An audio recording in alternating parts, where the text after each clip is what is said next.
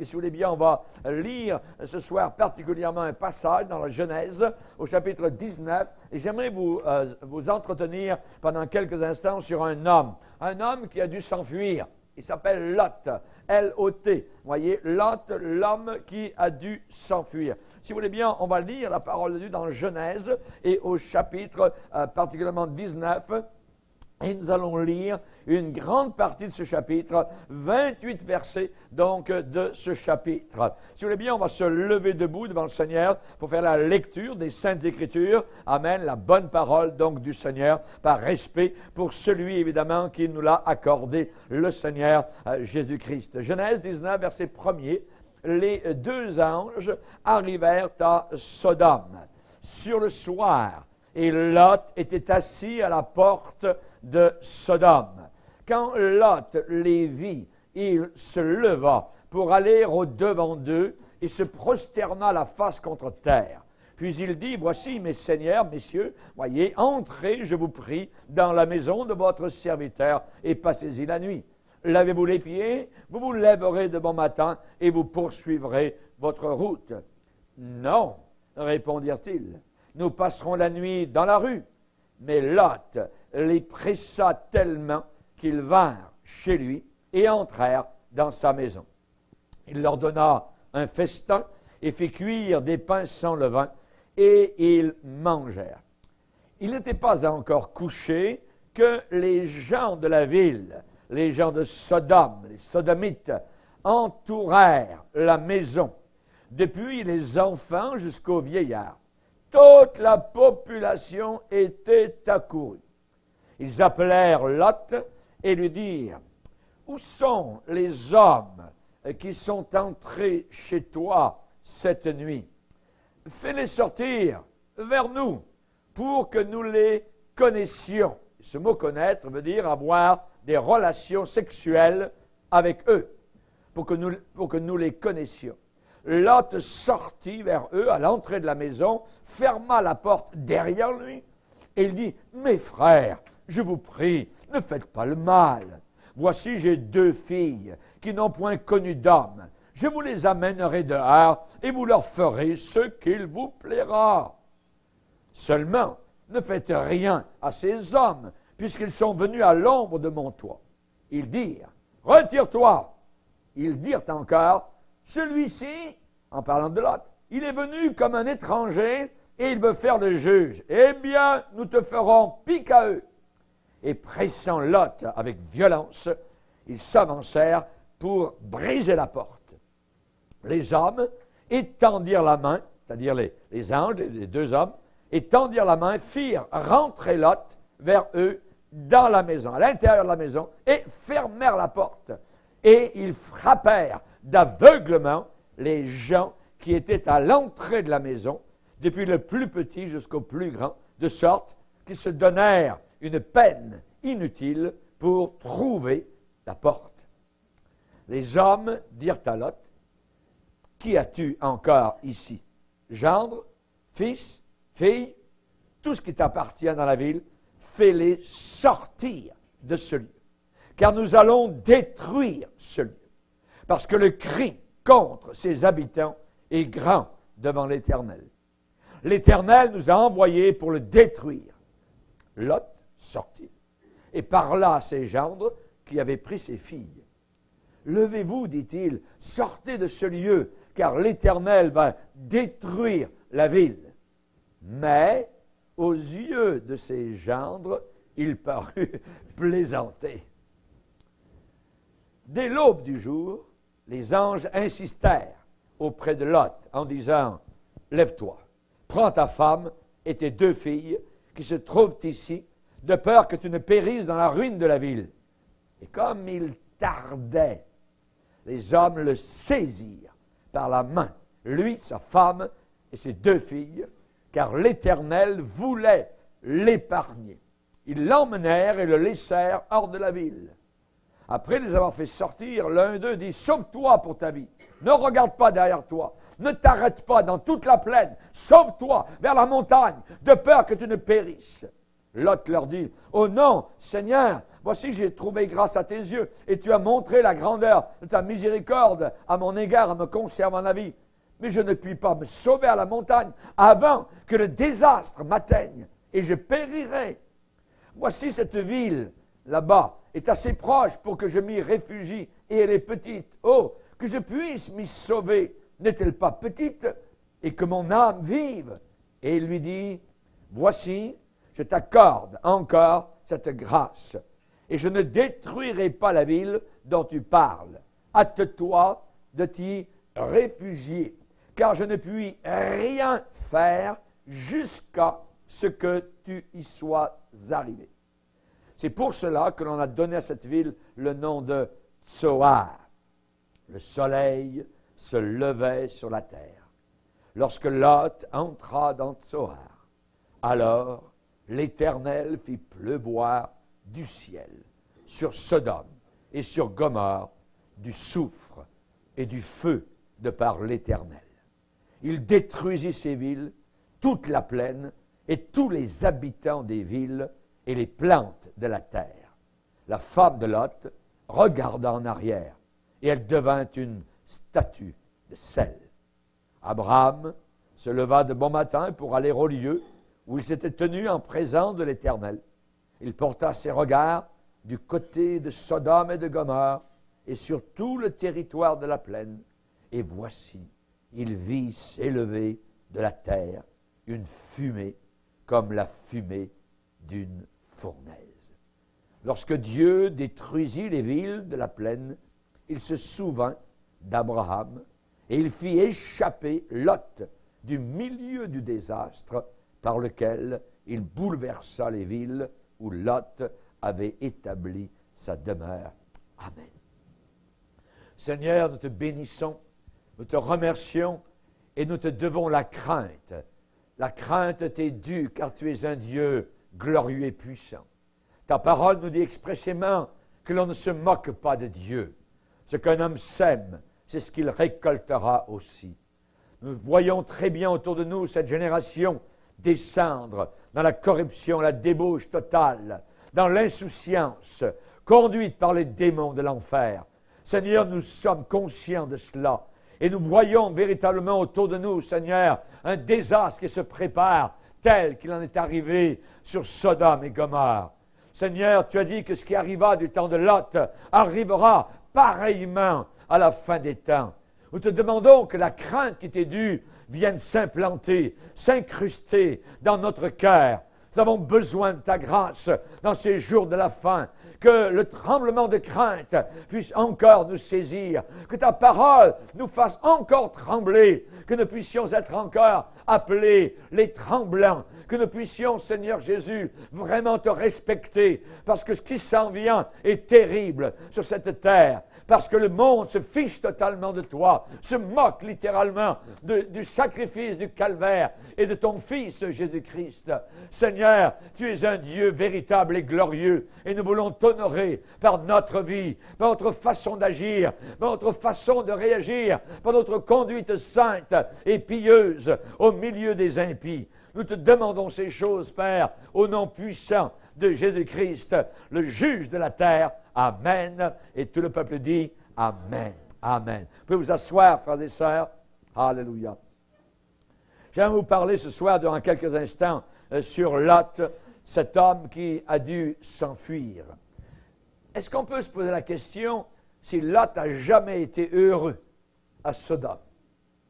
Peut-on vraiment être heureux, avoir un bonheur ineffable au milieu des Sodomites et des gens de Gomorrhe? On pourrait dire qu'il était un peu comme un poisson en dehors de l'eau. Un poisson, ça vit dans l'eau, mais en dehors de l'eau, il respire mal. Voyez, hein?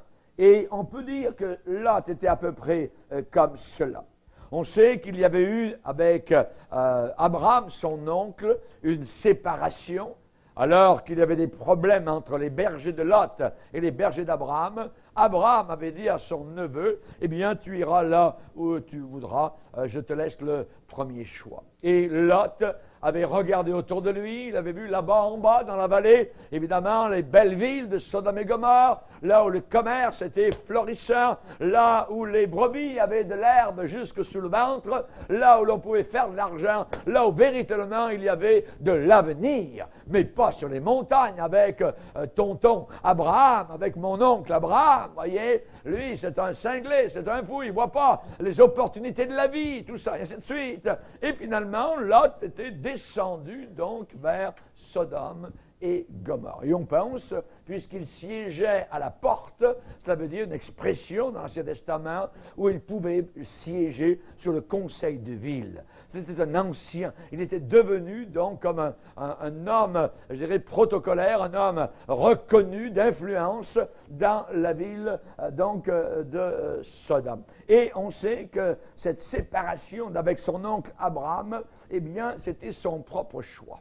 C'est lui qui avait choisi. C'est toujours très mauvais de choisir pour soi-même, voyez, et de ne pas attendre les choix de Dieu. Il est bon d'attendre en silence. Ça veut dire sans murmurer. Ça veut dire sans se presser. Hein, le temps de Dieu, le choix de Dieu. Il est bon d'attendre en silence le secours de l'Éternel.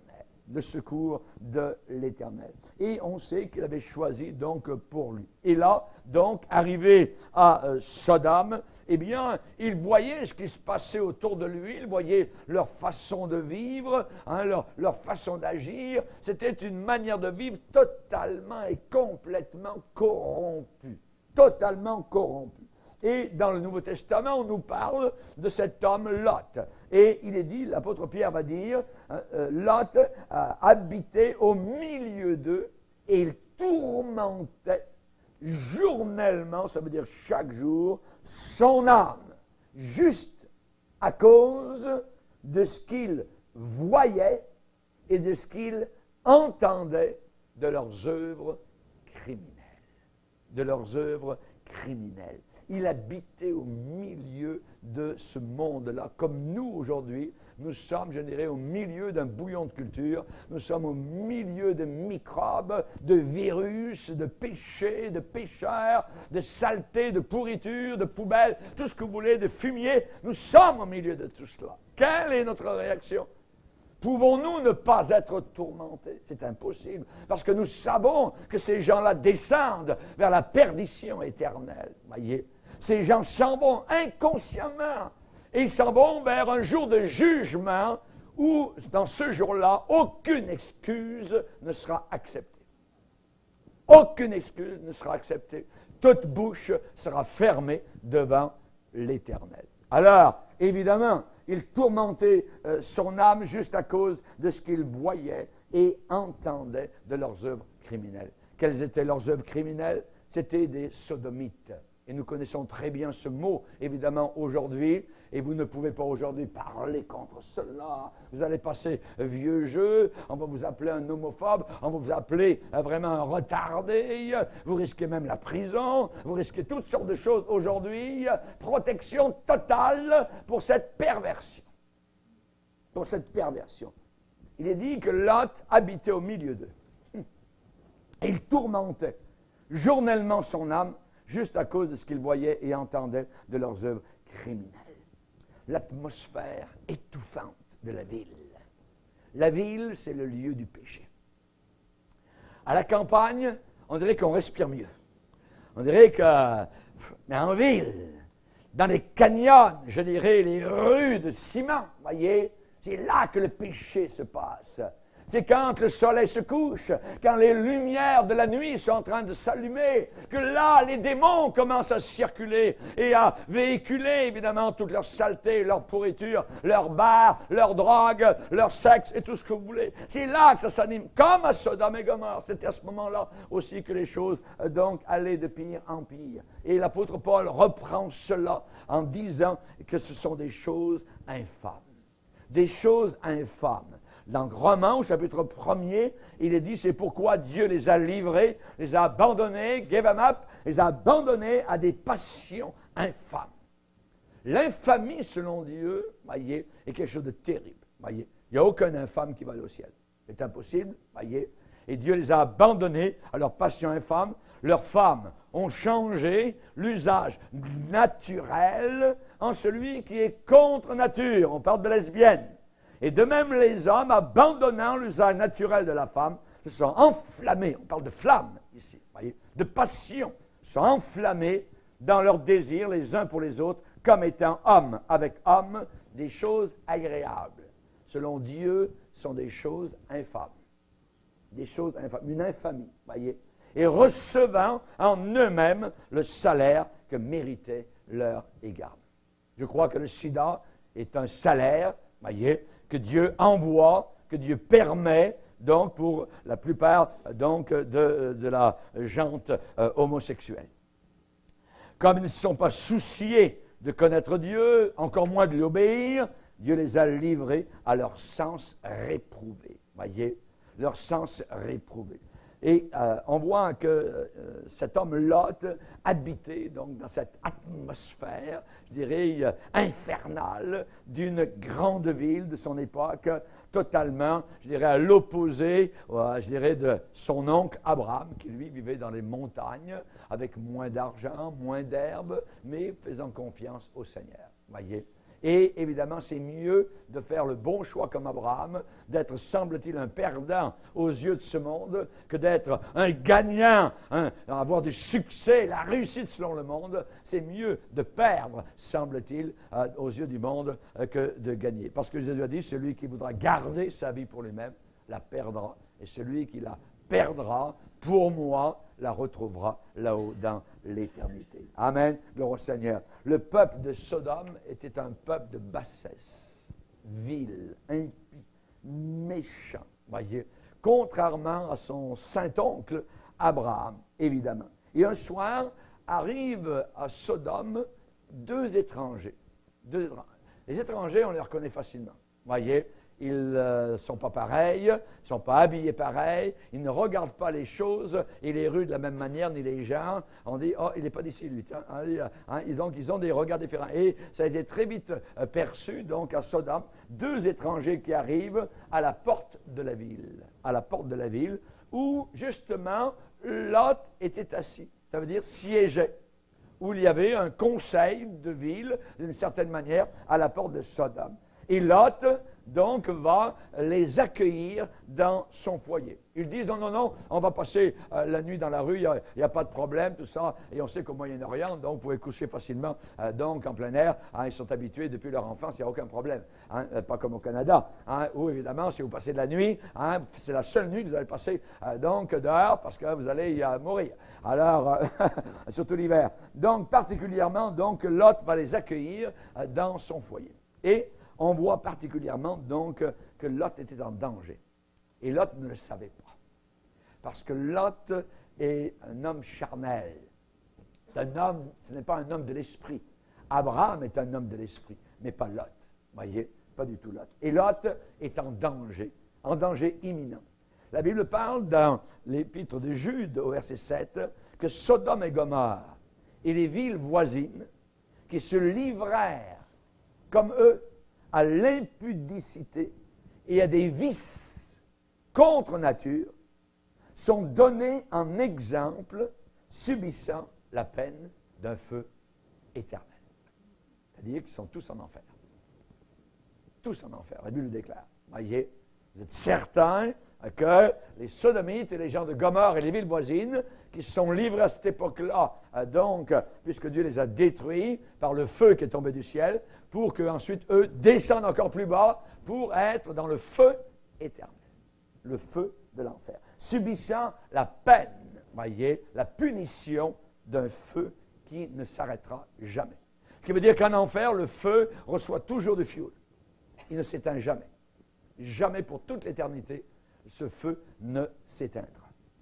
Évidemment, Lot était un peu plus noble, on va dire d'une certaine manière, que les autres habitants. Et on se demande comment Lot a-t-il pu s'habituer à vivre dans un endroit comme cela. Comment s'habituer à vivre à Sodome. Ça veut dire que nous devons faire toujours attention à l'attrait, à l'attraction de la plaine. À l'attraction de la plaine. J'aimerais vous dire que le bonheur vaut mieux que la richesse. Le bonheur, tranquille, en paix, dans Proverbe, il dit, il vaut mieux avoir, je dirais, juste manger de l'herbe que d'avoir un frigidaire plein de nourriture, de viande, ainsi de suite, là où règne la chicane, le désordre, voyez, ainsi de suite. Hein. Donc, c'est mieux de vivre plus chichement avec la paix de Dieu, le bonheur du Seigneur, que, évidemment, la richesse. Ça a été l'erreur, évidemment, de Lot. Cet homme a regardé vers la richesse. Il voulait faire de l'argent rapidement et vite, et il est descendu vers Sodome et Gomorrhe. Et il ne savait pas qu'il était en danger, et il ne savait pas que la ville où il se trouvait allait être détruite dans quelques heures. C'était la fin. C'était la fin. Et la fin arrive très soudainement. La Bible déclare dans le Nouveau Testament, quand les hommes diront paix et sûreté, une ruine soudaine. L'adjectif est important. Soudaine. Voyez, comme le déluge est arrivé soudainement, déluge d'eau du temps de Noé. Ils ne se doutèrent de rien jusqu'à ce que le déluge vint et les emporte tous. 24 heures avant le déluge d'eau du temps de Noé, personne ne se doutait de la grande catastrophe qui s'en venait.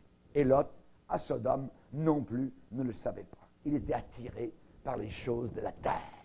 Voyez, la plaine, voyez. Et même s'il était, je dirais, un petit peu, pas beaucoup, mais un petit peu supérieur, on va dire, moralement, parce qu'il a proposé ses filles, imaginez, donc aux gens de Sodome, attends, il y a un problème là, voyez. C'est un homme qui était en péril, voyez. C'est un homme qui était en grand danger, voyez. Est-ce qu'il était une coche de plus au-dessus que les sodomites? Il n'était pas guère plus haut, voyez. Il s'était habitué à la manière de vivre, parce qu'il n'y avait pas seulement des homosexuels à Sodome et Gomorrhe. Ces sodomites, ils étaient autant du côté des femmes que du côté des hommes. Tout était possible, avec les bêtes, avec n'importe quoi. Tout passait, voyez, corrompu totalement, voyez, à l'os.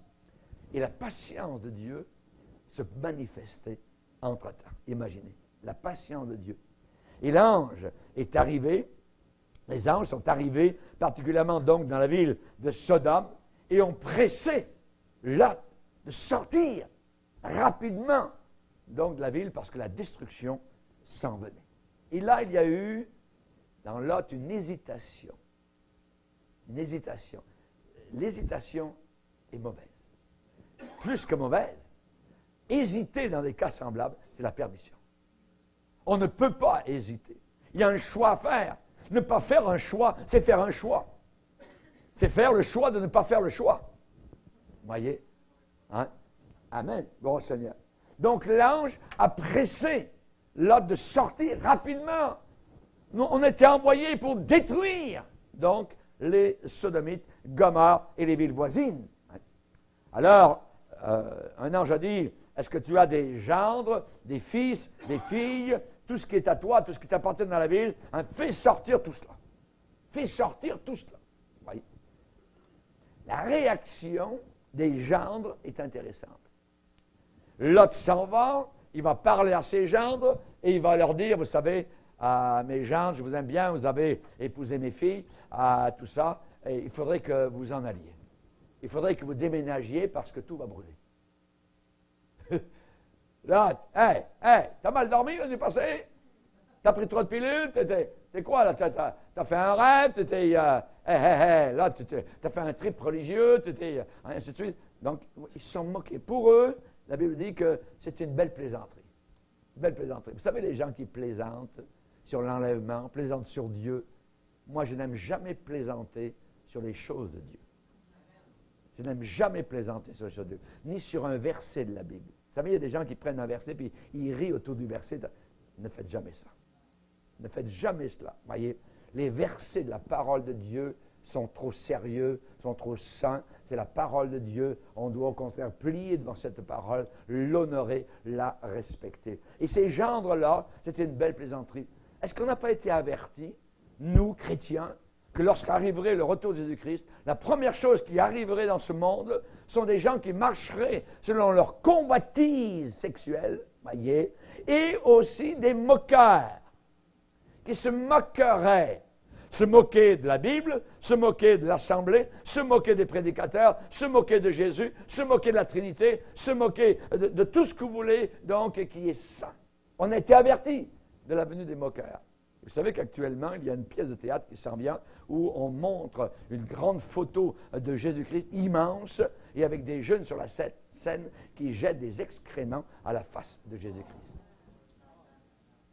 Cela a déjà passé en France et cela a provoqué évidemment des réactions terribles, tout ça, mais tout passe sous le domaine de l'art. Voyez, c'est de l'art, voyez. Le diable, donc, est très fin, très finot, pour évidemment, donc, faire croire toutes sortes de choses. Ne croyez jamais cela. C'est une moquerie, c'est une attaque directement contre le Fils de Dieu, qui est le seul sauveur du monde. Le diable, il rue dans l'eau bénite, comme on peut dire, voyez, il sait qu'ils sont à un cours, et il va essayer, toute cette génération qui est rebelle, sauvage, dans la drogue, dans le sexe, ainsi de suite, les emmener tous vers l'enfer, et attaquer directement le seul sauveur qui pourrait les sauver, Jésus-Christ. C'est terrible, ce qui est en train d'arriver, voyez, ce qui est terrible. On va lire 2 passages dans la parole de Dieu, dans la 2e épître de Pierre,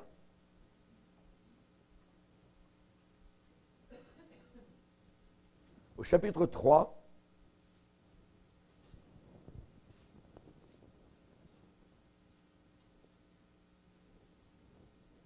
verset 1er, voici déjà, bien-aimés, la seconde lettre que je vous écris, dans l'une et dans l'autre, c'est-à-dire dans la première épître, dans la 2e épître, dans l'une et dans l'autre, je cherche à éveiller par des avertissements votre saine intelligence.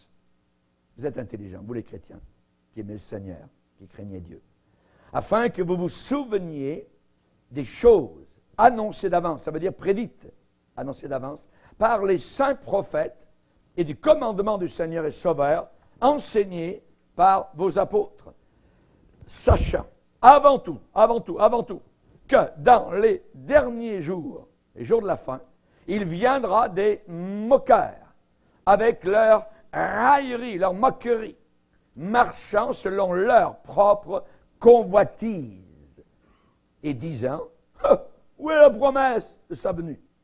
Car depuis que les pères sont morts, tout demeure comme dès le commencement de la création. » Et ainsi de suite. Voyez, les moqueurs. Jude, un peu plus loin, Jude, verset 16. Jude, verset 16, juste avant l'Apocalypse.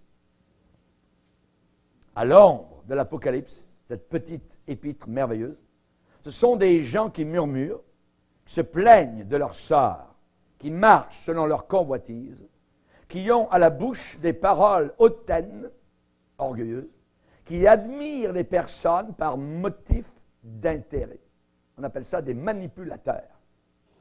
Mais vous, bien-aimés, souvenez-vous des choses annoncées d'avance, encore là, prédites, par les apôtres de notre Seigneur Jésus-Christ. Il vous disait qu'au dernier temps, il y aurait des moqueurs, encore, des moqueurs, marchant selon leur convoitise impie. Ce sont ceux qui provoquent des divisions, hommes sensuels qui n'ont pas l'esprit, n'ayant pas le Saint-Esprit. La réaction glaciale des gendres, quand Lot est allé voir ses gendres, eh bien, nous indique à peu près la réaction que les gens ont quand nous leur parlons de Jésus, quand nous leur parlons de la fin des temps, quand nous leur parlons de la croix, qui est le seul et unique moyen pour être sauvé et aller au ciel. Oh, voilà, dans toutes les religions seront bonnes, ainsi de suite. Vous voyez. Ça dit qu'aux yeux de ces gendres, il parut plaisanter. Hé, Lot, t'as perdu ton bon sens.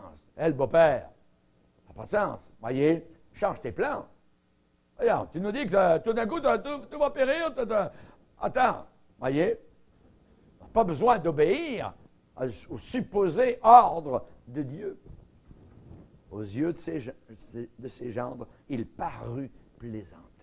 Un beau petit plaisantin. Le beau-père, ben, il plaisante. Ça n'a pas de sens. Voyez. Faire rire. Vous savez, il y en a un qui est mort dernièrement. Oui. Un plaisantant aussi. Mais la famille a dit qu'il serait dans un plus gros party là-haut. Voyez. Il ferait rire tout le monde là au ciel. Oui. J'aimerais vous dire que s'il ne s'est pas repenti de ses péchés, il est en train de pleurer pour l'éternité. Lot, quand on a dit de sortir de Sodome et Gomorrhe, il a hésité. Il a hésité. Et l'homme qui hésite est un homme perdu. L'homme qui hésite, après des avertissements répétés, et qui ne fait rien, qui n'obéit pas, c'est un homme perdu. Un homme perdu. Les moqueurs de la fin sont là. On est averti par Pierre, averti par Jude. La Bible dit, faites toutes choses sans murmure ni hésitation. Ni hésitation. Ça veut dire sans hésiter. On a un ordre du Seigneur, on a une direction de Dieu, obéis. N'hésite pas. N'hésite pas. Voyez. Ne va pas redemander au Seigneur si c'est sa volonté. Rappelez-vous Balaam. Dieu lui a dit, n'y va pas. Et ensuite, il retourne vers Dieu pour lui demander la permission d'y aller. Et soudain, Dieu lui dit, vas-y. Oh! Est-ce que Dieu peut changer d'avis comme cela? Non, Dieu n'a pas changé d'avis. Dieu ne voulait pas qu'il y aille. Mais puisque lui voulait tellement avoir l'argent de Balak, que soudain Dieu lui dit, vas-y. Mais un ange lui apparaît sur le chemin avec une épée et lui dit, je t'avertis, le chemin sur lequel tu te trouves est un chemin de perdition. De perdition. Il a résisté même à cela. Et il a été perdu. Il a été tué dans le camp des ennemis, après avoir été un homme de Dieu auparavant. Regardez son histoire. Quand Dieu vous dit une chose, il ne vous dira jamais le contraire plus tard. Dieu est fixe dans son idée. Dieu lui dit au départ, n'y va pas. Mais il y a l'argent, Balak est riche, il peut me... si je parle contre les chrétiens, contre l'Église de Dieu, j'aurai de l'argent. Voyez? Il a eu son argent, mais il a eu son feu éternel. C'est terrible. Dieu ne change pas d'idée. La foi authentique, ce n'est pas le doute. Ce n'est pas du tout le doute. Vous savez, la main des anges ont saisi littéralement Lot pour le pousser à sortir de Sodome et Gomorrhe. Et aujourd'hui, il y a des gens, la main de Dieu les a saisis et ils hésitent. Mais mes chums, mes amis, je vais être obligé de quitter tout ça, puis tout ça. Il y a des gens, le diable ne leur parle jamais de ce qu'ils vont gagner, mais leur parle de ce qu'ils ne pourront plus faire. Tu ne pourras plus sortir le soir, tu ne pourras plus aller dans les bars, tu ne pourras plus fumer ton pot, ta drogue, tu ne pourras plus aller coucher avec les filles, ainsi de suite. Regarde tout ce que tu vas perdre, c'est tellement beau ce que tu as. T'aimes ça? Ben oui, j'aime ça. Ben reste où tu es. Vous voyez, ça c'est le diable. C'est le diable. Alors que Dieu leur demande de s'en aller, de sortir. Parce que ce qui nous attend, c'est l'éternité, c'est la lumière, c'est la nouvelle Jérusalem, c'est la gloire éternelle. C'est un pays de gloire merveilleux. Dieu sera à nous, Jésus sera à nous, on sera mariés au Christ, on va régner pour l'éternité. On aura une joie éternelle pendant qu'eux souffriront pour l'éternité dans l'enfer, obscur et ténébreux. Chers amis, le jeu n'en vaut pas la chandelle. Le jeu n'en vaut pas la chandelle. La main des anges était pour, je dirais, le pousser vers la sortie, pousser Lot vers la sortie, et on voit que celle de ses proches était là pour le retenir. Il parut plaisanter. Voyez, l'apôtre Pierre a dit la même chose à la Pentecôte.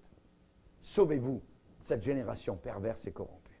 C'était le message à la Pentecôte. 3000 personnes en sont venues au Seigneur en un seul sermon. Imaginez. Sauvez-vous, cette génération perverse. Dans Corinthiens, il est dit, sortez du milieu d'eux. Il faut sortir quelque part. Il faut qu'il y ait une séparation, une coupure. Voyez? Et Dieu attendait sa décision. La décision de Lot. Voyez? Lot a pensé à la perte. Ce qu'il allait perdre. Voyez? Dans sa fuite immédiate. Je vais perdre mes troupeaux. Je vais perdre mon argent. Je vais perdre mes maisons. Je vais perdre ceci, cela. Je suis quand même bien vu à Sodome et Gomorrhe, même si c'est des sodomites, tout ça, ce sont des personnes. Il a joué le rôle de l'humaniste. Il pouvait toujours, je dirais, aller dans toutes sortes d'idées, dans sa pensée, rationaliser, essayer de s'expliquer. On peut tout le temps, voyez. Et j'aimerais vous dire qu'il a fallu que l'ange le saisisse fortement par la main pour le faire sortir, parce que Dieu voulait l'épargner. Dieu voulait l'épargner. Il est dit, comme il tardait, les hommes le saisirent par la main, lui, sa femme et ses 2 filles, car l'Éternel voulait l'épargner. Ils l'emmenèrent et le laissèrent hors de la ville. Ce que Dieu voulait, ce que Dieu désirait. Les hommes, c'est-à-dire les anges, le saisirent.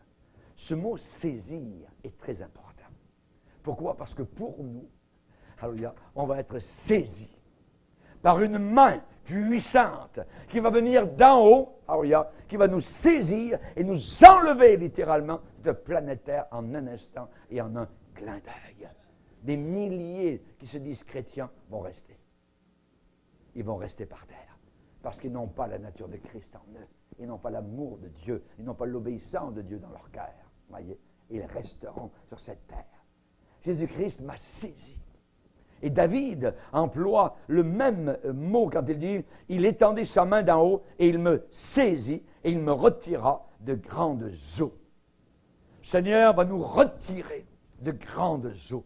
Avant qu'un déluge de feu, avant que l'Antichrist arrive, avant qu'un tiers de la terre meure, avant que le soleil ne brûle les hommes de la terre et qu'il ne maudisse et blasphème celui qui est assis là-haut dans la gloire, avant cela, nous serons saisis et enlevés, retirés littéralement de la planète Terre en un instant, en un clin d'œil. Alors, ce sera très rapide. Nous partirons dans la gloire éternelle. Alléluia, gloire au Seigneur. Ce mot « saisir » est très important parce que c'est le même mot qui est employé lorsque les gens, rappelez-vous, à Jérusalem, ont voulu saisir Paul, le lyncher. Les gens religieux ont voulu tuer littéralement. Il est dit comme la discorde allait croissant, le tribun, donc était un Romain, craignant que Paul ne fût mis en pièces par ces gens, fit descendre les soldats pour l'enlever du milieu d'eux et le conduire en sécurité à l'intérieur de la forteresse. Donc, le tribun fit descendre les soldats pour l'enlever. Ce mot « enlever », c'est le même mot que l'on retrouve lorsque nous serons enlevés de la terre. Lorsque l'enlèvement de l'Église, donc, va avoir lieu. Alléluia. J'aimerais vous donner encore d'autres mots pour être saisi ou être enlevé. Dans le prophète Ézéchiel, à plusieurs reprises, nous voyons que Ézéchiel a eu des expériences magnifiques avec le Seigneur. Et il va dire particulièrement dans Ézéchiel chapitre 3, « L'Esprit m'enleva et j'entendis derrière moi le bruit d'un grand tumulte. » L'Esprit m'enleva. Ézéchiel chapitre 3, verset 12. J'aimerais vous dire, quand on va être enlevé, vous allez entendre. Dans un grand tumulte.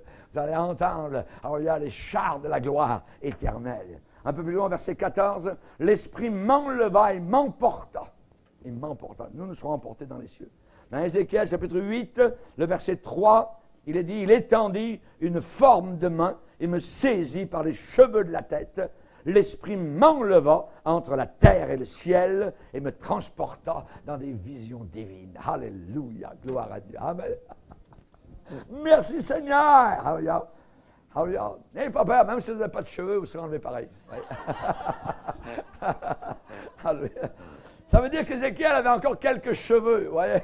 L'Esprit m'enleva entre la terre et le ciel, me saisit par les cheveux de la tête.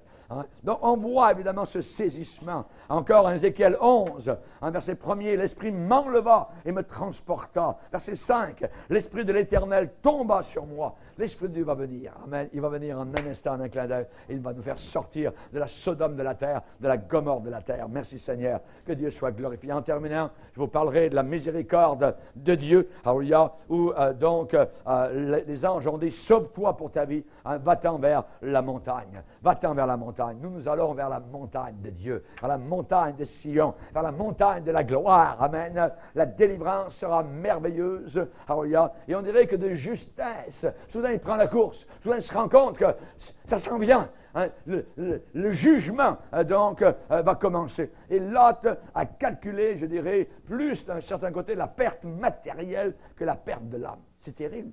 Jésus a dit que servirait-il à un homme de gagner le monde entier s'il perd son âme? Son âme, voyez.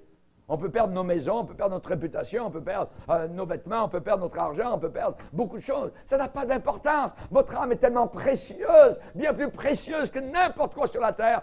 Gardez votre âme, sauvez au creux de la main de Jésus-Christ.